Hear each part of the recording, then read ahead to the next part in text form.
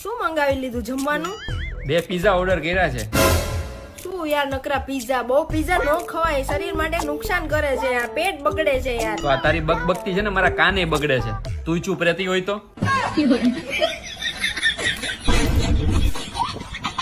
હે ભગવાન, હે માતાજી, મારા પતિની પ્રગતિ કરાવતા રહેજો. દિવસે 5 ગણી તો રાતે 10 ગણી એની પ્રગતિ વધતી રહે એવી પ્રાર્થના ભગવાન.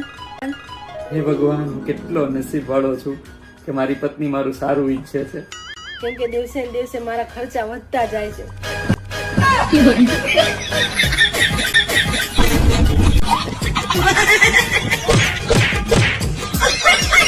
રોટલીમાં છે ને જરાક એ મજા નથી આવતી. તું મારી મમ્મી જેવી રોટલી નથી બનાવી શકતી? હા, બનાવીએ ગુણ તમારા મમ્મી જેવી રોટલી. તો કેમ નથી બનાવતી? કેમ કે તમે તમારા પપ્પા જેવો લોટ નથી બાંધી દેતા એટલે.